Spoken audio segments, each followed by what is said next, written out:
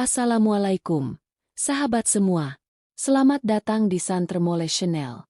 Di sini, kita akan menyelami kisah penuh hikmah dari kehidupan dunia nyata yang penuh pelajaran dan inspirasi untuk kehidupan kita.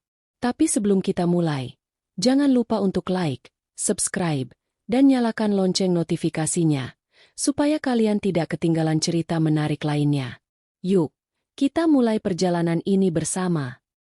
Malam itu hujan turun rintik-rintik, memantulkan cahaya lampu jalan di atas aspal yang basah. Sebuah mobil Fortuner hitam berhenti perlahan di depan sebuah kafe eksklusif di sudut kota. Dari dalam mobil, turun seorang pria berpakaian rapi dengan lencana kecil di saku dadanya. Kompol Hadi. Wajahnya tenang, penuh wibawa, senyumnya tipis tapi tajam. Semua orang yang berada di sekitar kafe langsung berdiri sedikit lebih tegak saat melihatnya. "Selamat malam, Komandan," sapa seorang satpam dengan suara setengah berbisik. Kompol Hadi hanya mengangguk, lalu melangkah masuk ke dalam kafe. Musik pelan mengalun, lampu remang-remang menyinari meja-meja yang penuh dengan gelas koktail dan asap rokok. Di sudut ruangan, duduk seorang wanita muda dengan gaun merah menyala. Wajahnya dihias riasan mencolok, bibir merah darah, dan mata yang memandang lurus seolah tak peduli. Namanya Rina. Rina hanya melirik sekilas ketika Kompol Hadi lewat, namun pikirannya bekerja tajam.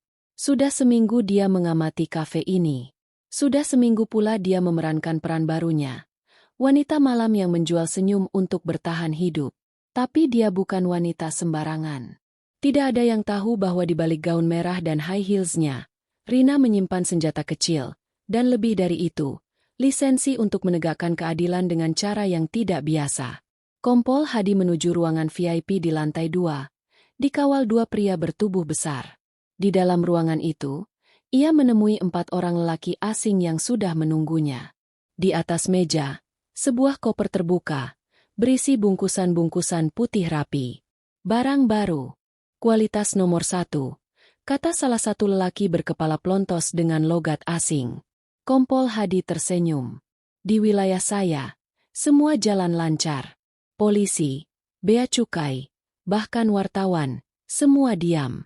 Tak ada yang akan sentuh kalian. Rina melihat salah satu anak buah Kompol Hadi masuk ke kamar mandi dan meninggalkan tas hitam. Skenarionya dimulai. Dia berdiri perlahan, berjalan seolah tanpa tujuan, lalu menyusup ke kamar mandi wanita. Di dalamnya, ia membuka tas itu. Ada paket kecil yang mencurigakan. Dengan gerakan cepat, ia menempelkan alat pelacak kecil di dalamnya, lalu menutupnya kembali. Tiba-tiba, suara dari radio kecil di dalam antingnya berbisik. "Rina, pengiriman malam ini ke gudang barat. Kamu punya 2 jam." Suara itu berasal dari markas. Timnya dari unit elit Kopassus yang memantau dari jauh. Rina keluar dari kamar mandi, kembali ke tempat duduk. Tapi kali ini, pandangannya penuh perhitungan. Ia tahu siapa yang dia incar. Kompol Hadi bukan hanya bandar. Ia adalah simbol dari sistem yang korup dan licik. Malam itu, di meja VIP, Kompol Hadi bersulang dengan para kartel, tertawa, seolah dunia ada dalam genggamannya. Tapi ia tidak tahu bahwa malam itu, satu wanita malam yang dia remehkan diam-diam mulai menulis akhir dari ceritanya. 2 hari setelah pertemuan rahasia itu, Kompol Hadi tampak duduk di kantornya dengan ekspresi tenang. Di depannya, berkas-berkas kasus berserakan. Semuanya hanya formalitas, topeng dari tugas, resmi-nya sebagai aparat penegak hukum.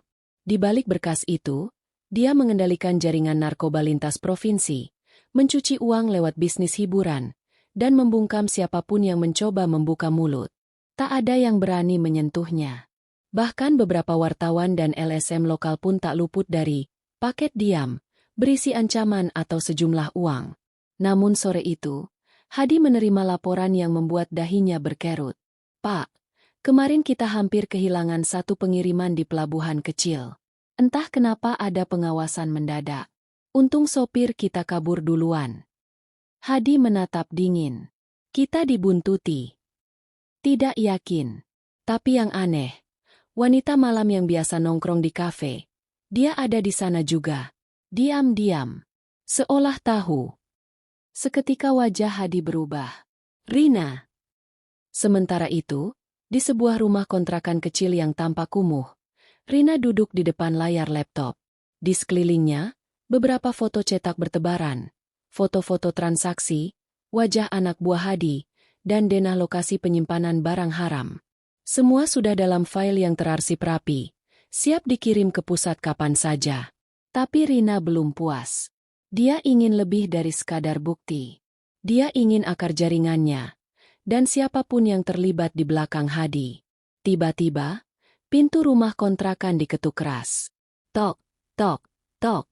Rina, buka pintunya. Aku tahu kamu di dalam. Rina bergerak cepat, mengambil pisau lipat dari bawah meja dan menempelkannya di pergelangan kaki. Ia membuka pintu dengan ekspresi setengah bingung. Di luar, dua lelaki bertubuh besar berdiri. Salah satunya yang bermulut kasar itu berkata, "Bos, kami ingin bicara. Sekarang." Tanpa menunggu jawaban, mereka menarik Rina masuk ke dalam mobil. Tapi mereka tidak tahu, mereka sedang membawa bom waktu. Mobil berhenti di gudang tua di pinggiran kota. Tempat itu dijaga ketat. Rina didorong masuk ke dalam ruangan gelap. Hanya diterangi satu lampu gantung. Di sana, Kompol Hadi sudah duduk menunggu. Matanya tajam mengawasi. "Siapa kamu sebenarnya?" tanyanya pelan. Rina tertawa kecil, mengangkat bahu. "Hanya wanita yang ingin bertahan hidup." Hadi berdiri. "Kamu terlalu pintar untuk itu. Kamu tahu terlalu banyak. Kalau kamu jurnalis undercover, kamu takkan bisa keluar hidup-hidup. Tapi, kalau kamu informan polisi, bisa kita ajak kerjasama." Rina hanya tersenyum samar. "Mungkin aku cuma wanita yang salah tempat, salah waktu." Tapi saat Hadi dan anak buahnya keluar untuk berdiskusi, Rina bergerak cepat. Ia menendang kursi, menggeser lampu, dan memanfaatkan bayangan untuk menyelinap. Ia menekan alat kecil di balik bajunya, sinyal darurat.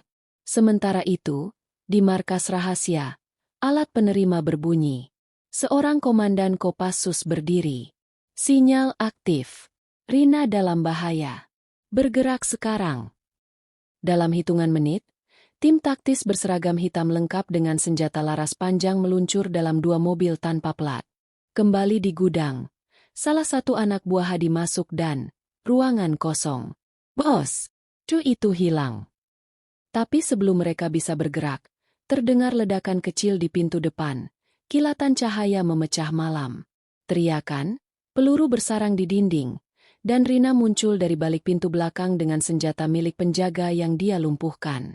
Dalam hitungan detik, dia menembakkan peluru ke arah langit-langit, memecahkan lampu, menciptakan kegelapan. Hadi panik, tapi sebelum dia bisa kabur, Rina sudah ada di belakangnya. Satu bisikan, "Kau pikir wanita malam tak tahu cara membunuh?" Hadi terjatuh, dan Rina kabur di tengah kekacauan. Operasi malam itu belum berhasil menangkap Hadi. Tapi markasnya terbongkar. Banyak anak buahnya ditangkap hidup-hidup. Dan yang lebih penting, semua rekaman, foto, dan data Rina kini ada di tangan Kopassus. Hadi tak tahu bahwa musuhnya sekarang bukan hanya wanita malam, tapi seluruh kekuatan militer dalam bayangan. Langit malam menggantung kelam di atas kota.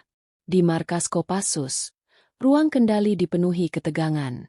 Di layar besar terpampang wajah Kompol Hadi. Lokasi pergerakannya dipantau real time. Rina berdiri di tengah ruangan, mengenakan seragam tempur lengkap, rambutnya diikat ketat. Tak ada lagi sisa wanita malam dalam dirinya. Target menuju lokasi persembunyian terakhir. Gudang kontainer di dermaga utara, ujar seorang anggota tim sambil menunjuk peta. Rina mengangguk. "Kita tutup semuanya malam ini. Tak ada lagi tempat bersembunyi." Sementara itu, Kompol Hadi berdiri di depan sekelompok orang bersenjata. Wajahnya tak lagi tenang. Ia gelisah. Matanya menyapu setiap sudut ruangan. Beberapa anak buahnya gugur dalam penggerebekan terakhir. Bisnisnya runtuh dalam semalam. "Kita pindah besok malam. Semua barang dibakar. Kita kabur lewat jalur laut," katanya. Namun belum sempat mereka bergerak, terdengar suara dengungan pesawat tak berawak di atas area. Disusul ledakan keras di pintu masuk dermaga. Tembakan membelah malam. Tim Kopassus menyergap dari segala arah. Rina memimpin dari depan. Matanya tajam menembus asap.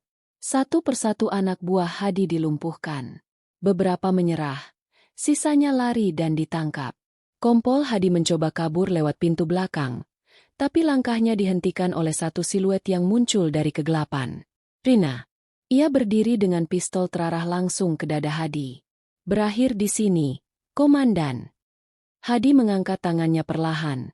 Tapi matanya tak menunjukkan penyesalan. Kau pikir dunia akan berubah hanya karena satu orang sepertimu? Rina mendekat. Wajahnya dingin. Dunia tidak. Tapi kamu akan berhenti di sini. Hadi mencoba serangan terakhir, mengayunkan belati kecil yang ia sembunyikan. Tapi Rina lebih cepat. Satu tendangan melayang, menghantam rahang Hadi, membuatnya terlempar ke dinding dan ambruk. Pasukan Kopassus segera mengamankan lokasi. Hadi diborgol dengan tangan di belakang punggung. Wajahnya berdarah, bukan karena luka fisik saja, tapi karena harga dirinya sebagai polisi kini tercoreng total di hadapan kamera yang merekam segalanya. Beberapa hari kemudian, berita meledak di media sosial. Kompol Hadi, bandar narkoba bertopeng polisi, ditangkap oleh anggota Kopassus wanita yang menyamar sebagai wanita malam. Video penangkapannya viral. Netizen terbelalak. Banyak yang menyebutnya misi paling gila sepanjang tahun. Ini bukan film, ini nyata. Di sisi lain, Rina kembali ke kehidupan senyapnya. Ia duduk di sebuah warung kecil, menyeduh kopi, menyamar sebagai wanita biasa. Seorang pria muda bertanya padanya, "Mbak, pernah lihat wanita yang berani melawan aparat korup?" Rina hanya tersenyum tipis. Mungkin saja. Kadang mereka cuma tampak seperti wanita malam. Ia berdiri, membayar, lalu berjalan pelan meninggalkan warung. Tak ada yang tahu siapa dia sebenarnya. Tak ada yang tahu bahwa perempuan itu telah menjatuhkan monster dalam seragam. Dan mungkin dia akan melakukannya lagi.